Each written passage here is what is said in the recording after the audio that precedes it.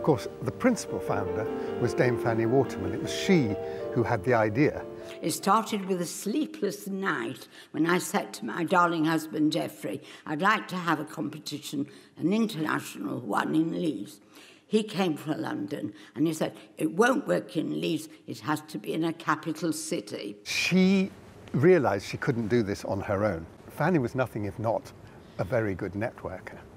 And she realised that she was going to have some pretty important people on her side, both in terms of money, but also in terms of connections. And Marion Harwood, the Countess of Harwood, was a fantastic person in that respect. Although Fanny and Marion were the two with the sort of artistic vision and, you know, the sort of the real impetus to get it started, there was a third very important part in this, and that, of course, was finding the finance to make it happen. Just as arts funding is very challenging to find these days, so it was in the 1960s. And so I think Fanny and Marion were just so fortunate to have a friend in Rosalind and Jack Lyons, and they provided the funding that was very much needed to get the whole vision off the ground.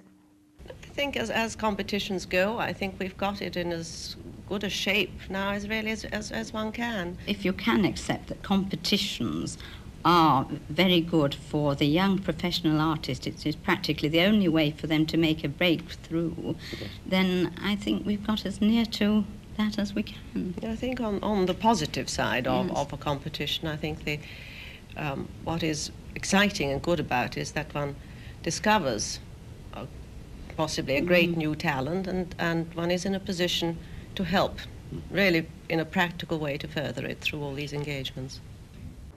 Well, I think that Fanny and her co-founders had the great good judgment, but also good luck, to have very quickly a succession of winners and alumni in this competition who rocketed to stardom very quickly. In 1966 already, just the second competition, there was the Spanish pianist Rafael Orozco, who died rather early, but who had a fantastic career. And then in quick succession, there was Radu Lupu in 1969, Murray Parra in 1972, and in 1975, coming second and joint third, were Mitsuko Uchida and Andras Schiff. Now, these names are legendary figures.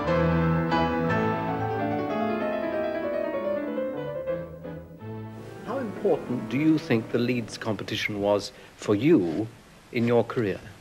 I think that it was the most important thing that's happened to me, because only after that I started to have my career.